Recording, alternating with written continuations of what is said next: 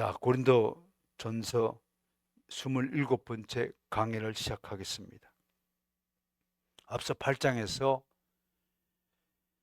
우리는 우상의 제물을 먹는 문제에 관련하여서 그리스도의 자유, 즉 아디아포라를 설명하면서 책임의식과 절제를 강조한 사도는 오늘부터 다룰 9장 전체를 통해서 사도로서 복음을 위한 수고와 그 대가에 대한 당연한 권리를 포기하고 오직 복음을 위해 다름질하는 자신의 모범적 사례를 소개합니다.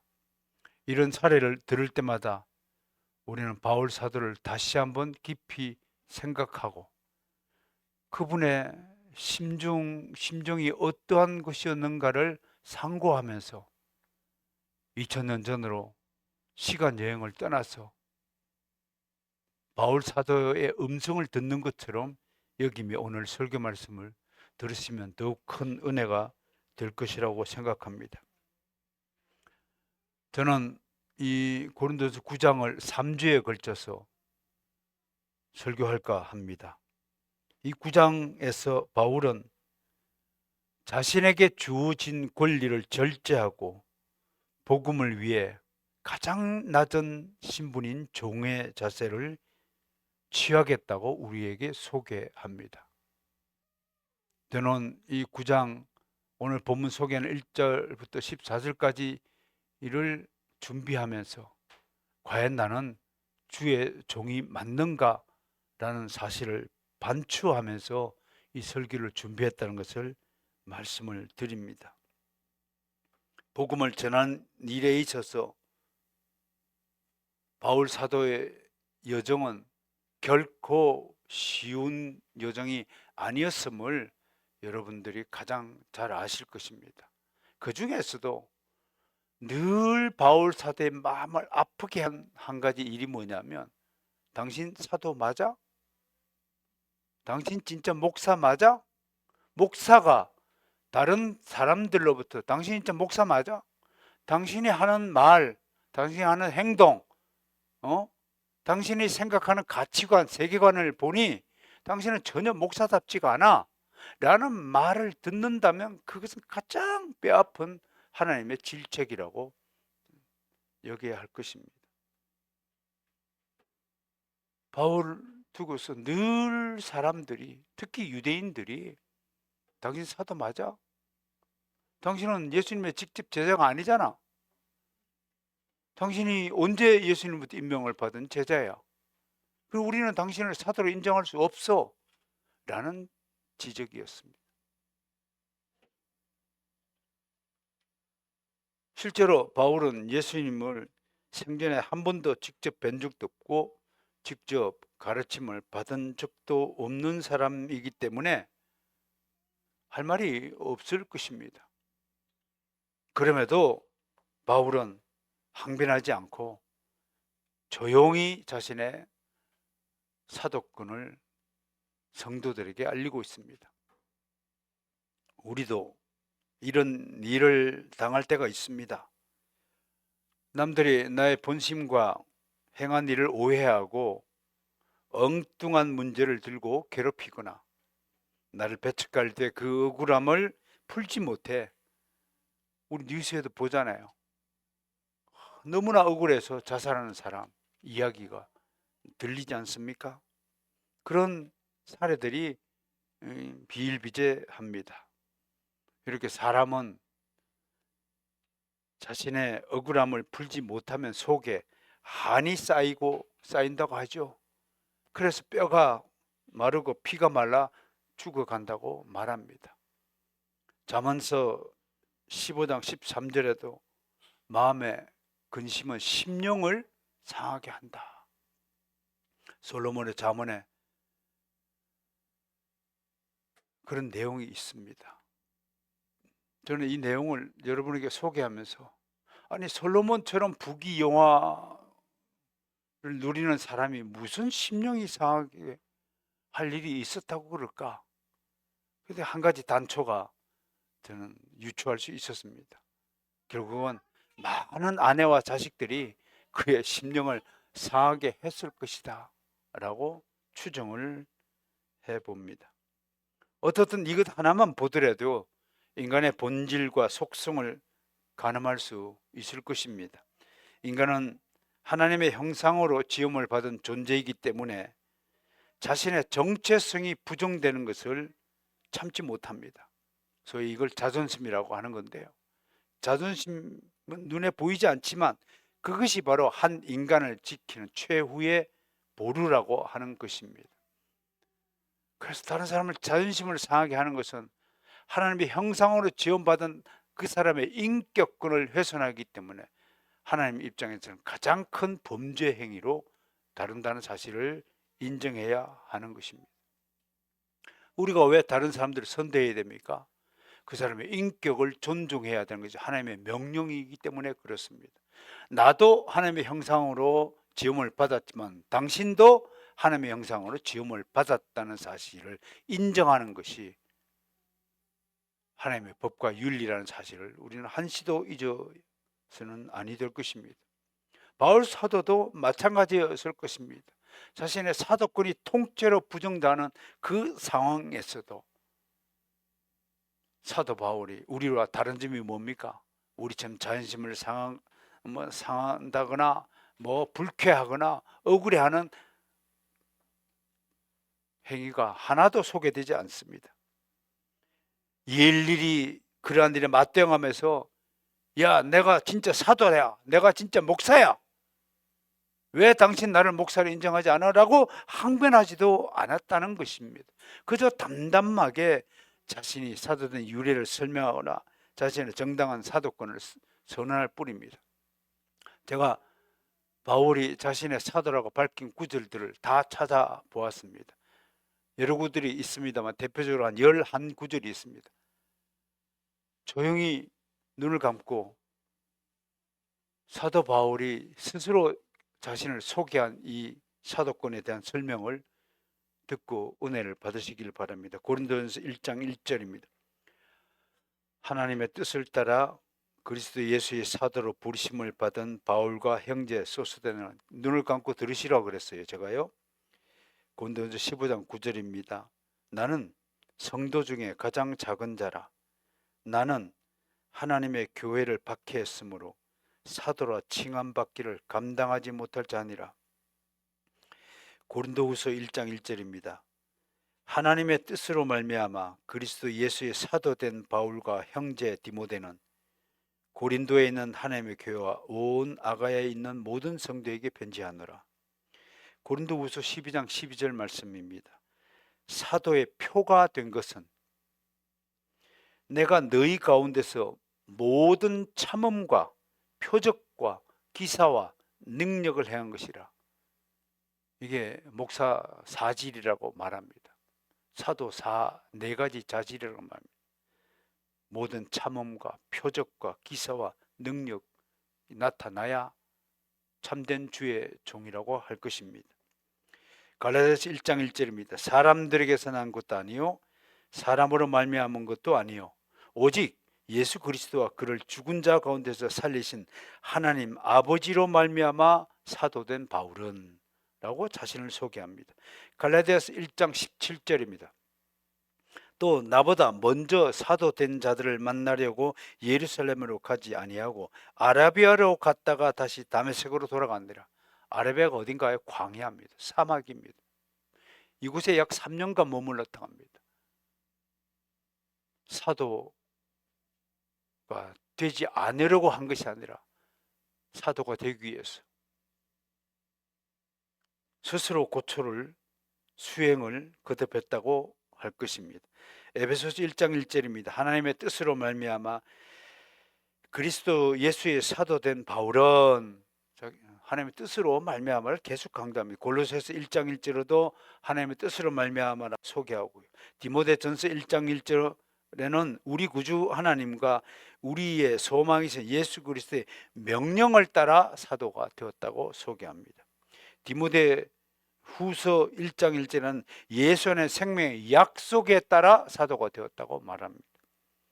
마지막으로 디도스 1장 1절부터 2절 상반부에 이르는 말씀입니다. 하나님의 종이요 예수 그리스도 사도인 나 바울이 사도된 것은 하나님이 택하신 자들의 믿음과 경건함에 속한 진리의 지식과 영생의 소망을 위함이라. 이 구절을 놓고 칼빈은 목사가 해야 될 일을, 목사의 사역을, 중요한 사역을 소명합니다. 뭐라고요? 여러분들의 믿음을 위해서 사역해야 됩니다. 목사는 모름지기 성도들의 믿음을 관리하는 자여야 합니다. 믿음을 키우는 일에 종사하는 자여야 합니다.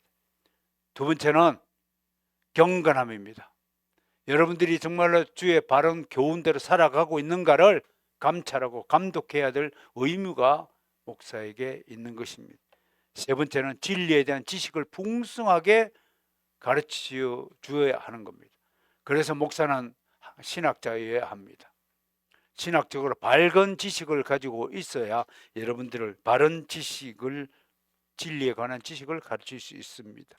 마지막으로 네 번째, 목사는, 주의 종들은 영생에 대한 소망을 가지고 있어야 됩니다. 여러분들이 아무리 현실적으로 힘들고 고달픈 인생을 산다 할지라도 여러분들의 삶은 영원히 보장되어 있다는 사실을 믿으시길 바랍니다. 그 소망을 심어주는 일에 최선을 다해야 되는 겁니다.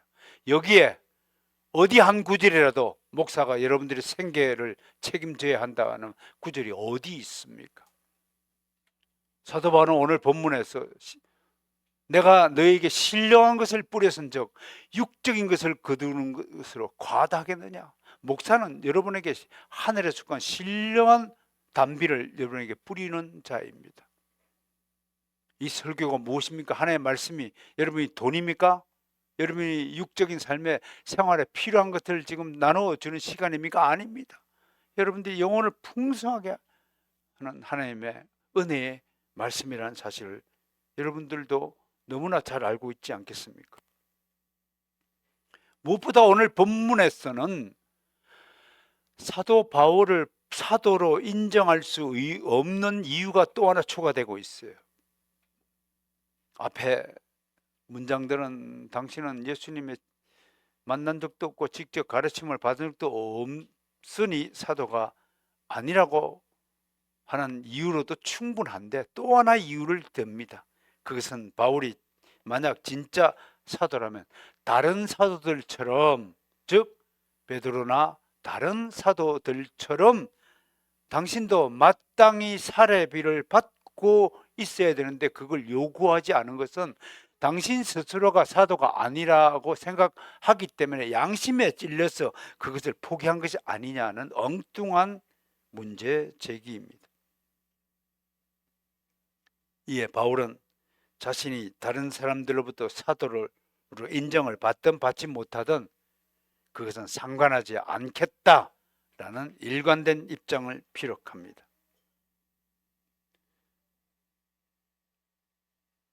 (2장 15절) 기억하시나요? 제가 읽어드리죠.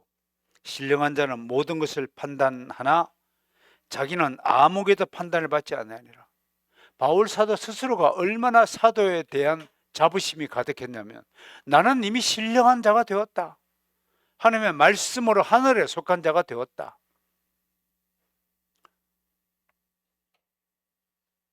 부족한 저도 여러분 앞에 당당하게 설 수 있는 것은 하나님이 신령한 능력을 주셨기 때문이라고 좀 믿습니다. 그래서 신령한 자는 아무도 판단받지 않는다. 오직 주의 종은 하나님만이 판단하시는 것입니다. 간혹 이런 문제로 교회가 분열되는 사례가 많습니다. 힘을 진 어떤 교회의 장로가요, 담임 목사를 추방하고 쫓아내는 일에 앞장섭니다. 나름대로 이유가 있을 거예요. 장로들의 이유를 들어보면 설교를 못한다, 아니면 뭐 우리가 바라는 주의 종의 형상이 아니다, 뭐 등등 여러 가지 이유를 가지고 목사를 추방하는 수많은 사례를 접하게 됩니다. 근데 저는 그 장로들이 하나님 앞에 나와 회개해야 한다고 강조합니다. 물론 타당한 일도 있겠지만 기본적으로 장로는 목사를 판단하는 하는 존재가 아닙니다. 목사에게 기름 부어서 주의 종으로 삼으신 하나님의 뜻과 계획을 먼저 물어야 할 것입니다. 고린도서 4장 3절에서 이렇게 사도 바울은 이런 문제에 대해서 이렇게 피력한 바가 있습니다. 너희에게나 다른 사람에게나 판단받는 것이 내게는 매우 작은 일이라. 작은 일 뭐예요? 난 전혀 신경 쓰는 문제가 아니야. 나는 이미 그 판단의 대상에서 이미 벗어나 있는 사람이라. 하나님의 사람이다. 하나님의 사람은 땅의 일로 판단받지 않는다는 것을 분명히 선언합니다. 나도 나를 판단하지 아니한다. 그래서 주의 종은 기본적으로 주여 나의 행위를, 나의 이 말을 판단하여 주옵소서. 하나님께 판단을 구하가지고 정말로 다만 나를 심판하실 이는 주님이시라고 사도 바울은 고백합니다. 그리고 오늘 2절에서 이어서 다른 사람들에게는 내가 사도가 아닐지라도 너희에게는, 고린도 교회의 교인들 너희에게는 내가 사도이니 나의 사도됨을 주 안에서 인친 것이 바로 너희라. 좋습니다. 다른 사람들이 나를 목사로 인정하든 안 하든 간에 바로선 개혁교회 여러분들이 나의 목사됨을 인정할 것이라고 저는 굳게 믿어 의심치 않는 것입니다. 그런데 이 2절의 9절은 자칫 오해의 대상이 됩니다. 분명히 바울은 다메섹으로 가는 도중에 만난 주 예수 그리스도의 부르심으로 말미암아 사도가 된 사람입니다. 그러므로 바울을 사도로 임명하는 우리 주님이심이 명백합니다. 그런데 오늘 바울은 자신의 사도됨을 인친 것이 고린도 교회의 교인들이라고 설명을 합니다. 이것이 무슨 뜻입니까? 그것은 바로 고린도 교회를 설립한 사람이 나다. 너희가 잘 알고 있지 않느냐? 내가 사도가 아니면 어떻게 교회를 설립할 수 있느냐? 그리고 주님의 진리에 관한 지식으로 양육을 시킨 사람이 누구냐? 바로 나 바울 사도다 라고 선포하고 있습니다. 여기서 인친 것이라는 헬라어가 스프라키스인데 이거는 소유권, 절대적 소유권을 이야기합니다. 그 누구도 나의 사도권은 주님과 너희가 인친 것이기 때문에 성령의 도장은 어떤 존재라도 하나님 이외에는 누구도 그걸 소멸할 수 없다는 것입니다. 여러분 25차 설교에서 난 여러분들 이마에 하나님의 도장이 다 찍혔다고 선포한 바 있습니다. 우리 눈에는 보이지 않지만 참된 믿음을 가진 그리스도인의 이마에는 성령의 도장이 꽝 찍혔다. 그게 뭐예요? 너는 나의 것이다. 그 소유권을 말한다고 설명한 바 있습니다. 이게 스파라키스입니다. 사랑하는 성도 여러분, 여러분 영안이 늘려서 진짜 믿음에 참된 믿음을 가진 사람들을 구분하는 능력이 생긴다면 얼마나 좋을까요?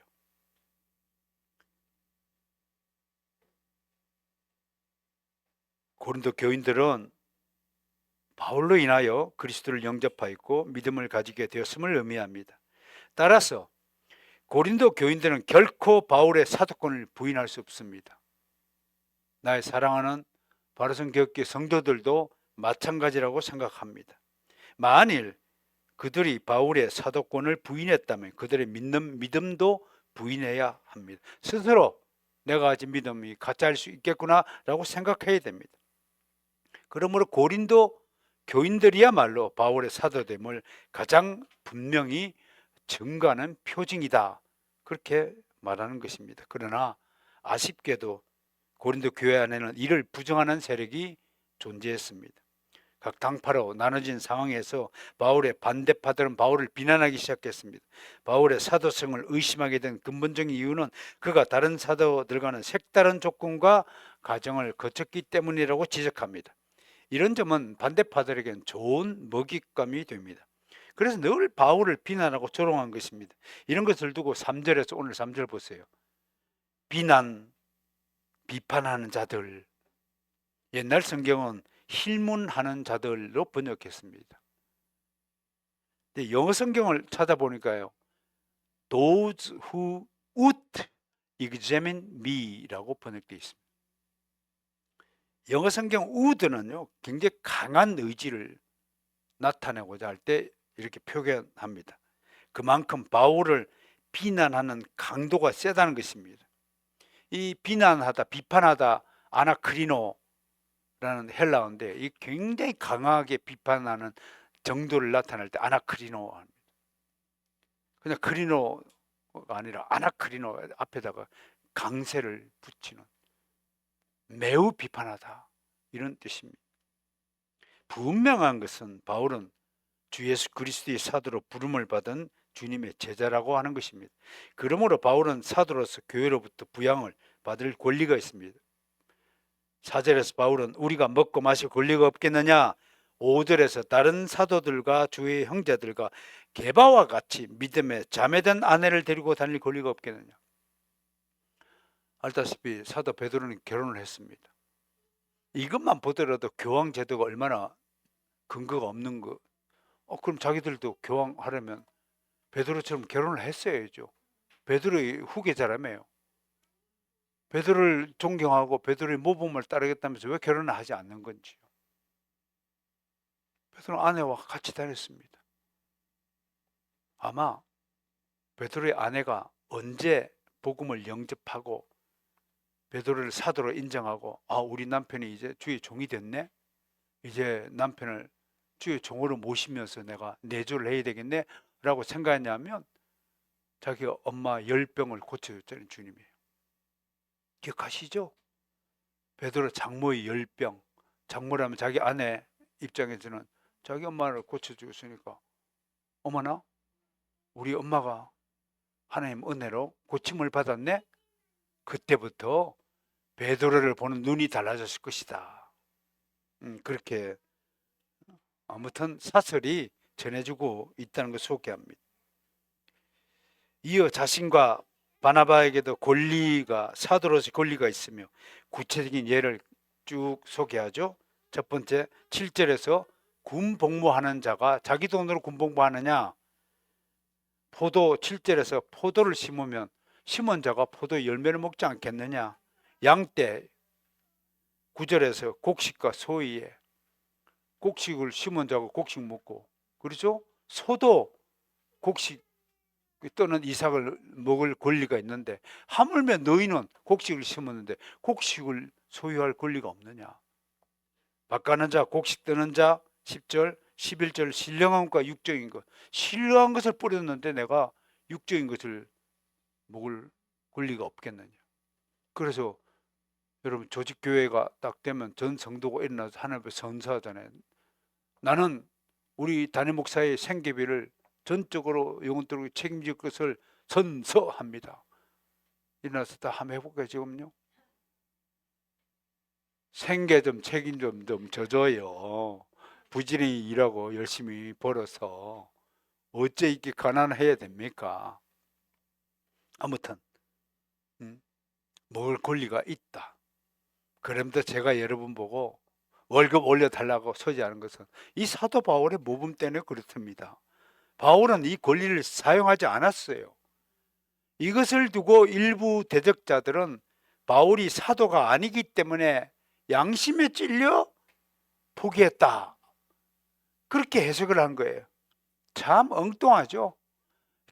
정말 뭔 일을 해도 꼭 이렇게 오해하고 엉뚱한 해석을 하고 하는 사람들이 우리 주변에 있잖아요.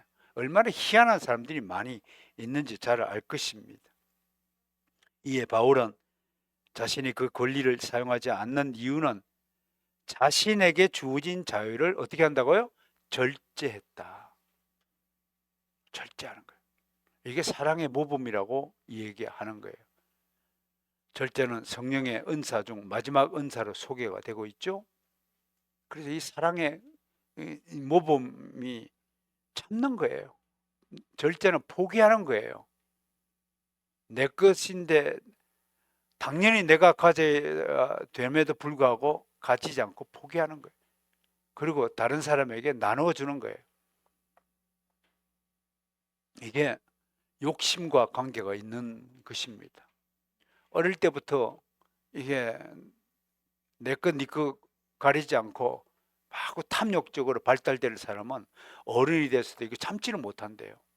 좋은 거 있으면 항상 내 주머니에 집어넣는 것이 발달되어 있으면 이게 참 다른 사람들 입장을 곤란케 하고 참 힘들게 하고 어떨 때는 기분 나쁘게 하거든요.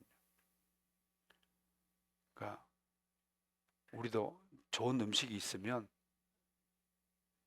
먼저 확 입에 넣지 말고 다 옆 사람에게 먼저 드시라고, 그런 것도 하나의 절제가 되겠죠. 여러분, 이 절제가 말만큼 생각만큼 쉬운 일이 아닙니다. 이것은 고도로 훈련된, 또 한편으로는 하나님의 성령님에 의해서 한껏 다듬어지고 이런 사람만이 욕심을 버리고 탐욕을 버리고 나누어 줄 수 있는 사람으로 발전할 수 있다라고 소개하는 것입니다. 이렇게 사도 바울이 자신의 권리를 포기하고 절제하는 것, 무엇 때문이에요? 복음의 장애를 받을까 봐. 보세요. 요즘에 저도 뭐 다른 교회 가고 말씀을 전가하면 사례비를 받습니다. 사실은 그건 안 받아도 되는 겁니다. 근데 요즘에 사례비를 받는 것은 교통비 때문에 그게 생겨난 겁니다. 그래서 광주까지 갔는데 왔다 갔다 하면 뭐 20만 원, 30만 원 들잖아요. 그 최소 비용은 마련해 줘야 되지 않느냐. 그래서 그 사례비를 뭐라고 불러요? 거마비라고 불러요. 교통비라는 거예요. 근데 사례비를 많이 주면 어떤 오해가 생겨요? 믿음이 연약한 사람들 입장에서는 아이고, 목사들이 돈 벌려고 저렇게 쏘다니네. 그런 오해가 생기면 복음 전파, 복음 증거가 효력이 떨어지잖아요. 사도 바울이 그걸 염려했다고 12절에서 말씀하고 있는 겁니다. 그러면서 율법에서 성전에서 일하는 레위인들이 제단에 바쳐진 제물을 가지고 먹고 사는 것을 그 증거로 들었습니다. 그러므로 얼마든지 자신도 사도로서의 권리를 사용할 수 있다고 13절에서 피력하지만 그것을 포기하고 자비랑으로 선교 여행을 하였습니다. 그래서 14절에서 이렇게 결론 짓습니다. 14절 시작. 이와 같이 주께서 복음 전하는 자들이 복음으로 말미암아 살리라 명하셨느니라. 그러므로 여러분, 저에 대한 걱정을 접어두시길 바랍니다. 저는 분명히 하나님이 사랑하시면서 복음으로 먹이고 재우고 살리신다는 사실을 믿으시길 바랍니다. 그러니까 여러분 전혀 걱정하지 마세요. 제가 굶어 죽어도 걱정하지 마시길 바랍니다. 잘 새겨 듣길 바랍니다. 오늘 말씀 매주하죠. 바울이 이처럼 자신의 당연한 권리를 포기하고 독신으로 지내면서 더구나 노동을 통해 자비랑 선교에 힘을 썼습니다. 바울은 물질적 지원을 받으며 사역을 할 때 있을 수 있는 오해, 즉 생계를 위한 방편으로 오해를 받을까 우려했기 때문입니다. 그래도 생계 보장은 되어야 됩니다. 우리 복 목사님과 송 목사님 두 분 계시는데 저만 생계 보장을 받고 두 분은 일터에 가서 일하는 것, 솔직히 말씀을 드려서 늘 못내 마음에 걸리고 있는 부분입니다. 그래서 제가 먼저 먹고 살아야 되기 때문에 뭐 두 분 목사님 따로 제가 대접을 하도록 하겠습니다. 특히 믿음이 연약한 형제들 가운데 혹시 이것으로 시험에 드는 자들이 있을까 염려한 것입니다. 솔직히 지금도 교회 안에서 헌금의 문제로 시험에 든 교인들이 많잖아요. 근데 여러분 성경 보면 하나님께 예물을 드리는 것은 당연한 하나님 명령이잖아요. 하나님 앞에 나올 때 빈손으로 나오지 말라. 하나님 그렇게 말씀하셨잖아요. 저는 예물은 세 가지 행위의 표현이라고 봅니다. 하나는 믿음의 행위입니다. 믿음은 하나님의 명령을 따르는 것이 믿음입니다. 명령대로 하세요. 하나님 말씀대로 살아가세요. 그게 믿음입니다. 다른 거 없습니다. 두 번째는 감사죠. 이만큼 사는 것. 우리 교회 구파발 시대가 시작됐다. 언제까지 이곳에 머물지는 예측할 수 없지만 어떻든 이 자꾸 아담한 강당을 우리에게 주셔서 예배당을 주셔서 예배드리는 건 너무 감사한 거죠. 감사의 행위입니다. 그래서 감사하면 빈손으로 와요? 누가 나에게 은혜를 베풀었으면 그 사람에게 빈손으로 찾아갑니까? 그런 사람 없습니다. 그렇다면 그거는 뭐 상정도 못할 사람이겠죠. 나에게 은혜를 베풀고 그러니까 내가 신세를 진 사람에게 감사의 선물 하나 하는 건 인지상정이겠죠. 세 번째는 사랑의 행위입니다. 늘 강조하죠. 믿음과 감사와 사랑이 하나님께 빈손으로 나오지 않고 우리가 이렇게 하나님께 예물을 드리는 거. 하나님이 부족해서 받으신 거 아니잖아요. 그 감사는 우리가 정말 주의 종된 입장, 주의 자녀된 입장, 부모에게 효도를 누가 강제로 시켜서 하는 것이 아니잖아요. 우리 매주 부모 되시는 우리 아버지 하나님께 나와 인사하는 거잖아요. 그런데 빈손으로 맨날 아버지 안녕하세요, 잘 계세요, 그렇게 하면 그건 효자가 될 수가 없겠죠. 어떻든 이런 점에서 우리는 바울의 모범을 기억해야 됩니다. 참 믿음을 가진 성도라면 편안하고 만족스러운 생활을 하려고 애쓰기보다 하나님께 헌신하고 이웃에게 사랑의 봉사를 한 일을 우선적이며 집중적으로 추구해야 합니다. 다시 말해 성도는 지상에서 남은 삶을 하나님을 사랑하고 이웃을 사랑하는 일에 매진해야 합니다. 이런 믿음과 자세를 가진 복음 전도자들을 하나님이 기억하시고 14절에서 복음 전하는 자들이 복음으로 말미암아 살리라. 나는 여러분들도 마찬가지예요. 흔히들 성도들 중에 나는 목사가 아닌데요. 목사가 아니면 주의 종이 아니고 주의 자녀가 아닙니까? 목사가 아니면 성경의 가르침대로 절반만 지키고 살아도 될 것 같습니까? 아니요. 모든 주의 자들은 하나님의 뜻과 계획과 하나님의 말씀과 하나님의 명령과 하나님의 법 규례대로 살아야 될 의무가 있는 것입니다. 여기 앉아있는 여러분들 중 그 누구도 예외가 될 수가 없습니다. 주님은 일꾼이 그 싹을 받는 것이 마땅하다라고 마태복음 10장 10절에서 말씀하셨습니다. 그러므로 우리는 먹고 마시는 일에 지나치게 염려하지 말아야 됩니다. 왜? 여러분 하나님의 자녀니까. 하나님이 다 책임지고 먹여 주십니다. 주님은 누가 염려함으로 그 길을 한 자라도 더할 수 있겠느냐 하시면서 오늘 있다가 내일 아궁이에 던져지는 들불도 하나님이 이렇게 입히시거늘 하물며 너희일까 보냐. 믿음이 큰 자들아, 믿음이 적기 때문에 염려하는 거예요. 세상 일을 염려하는 거예요. 여러분 어떨 때는요 세상 일에 대해서는 좀 무지하세요. 그것이 여러분의 믿음을 지키는 첩경이 될 수도 있습니다. 지나치게 세상 일에 박식하고 하나님 나라의 일에 진리에 관하여 무식하다면 그건 거꾸로 사는 인생입니다. 세상에서는 좀 손해를 보더라도요, 좀 고초를 당하더라도 여러분의 믿음은 늘 기쁨으로 충만하기를 소원합니다. 결국은 믿음의 문제라고 저는 생각합니다. 믿음을 가진 자는 반드시 더 큰 믿음을 가지도록 노력해야 됩니다. 그것이 로마서 1장 17절의 가르침입니다. 믿음으로 믿음에 이르게 한다. 하나님이 주신 믿음을 더 큰 믿음으로 발전시켜야 될 의무가 우리에게 있습니다. 그리고 믿음의 결과가 나타나야 합니다. 오늘 차를 타고 오면서 우리 가족들에게도 설명했다시피 약을 먹으면 병이 고쳐져야 하듯이 믿음의 약을 먹으면 우리의 인격이 달라져야 하는 것입니다. 그래서 믿음의 결과는 변화입니다. 변화가 나타나야 합니다. 뭐든지 지난주보다 저분이 더 거룩해졌네.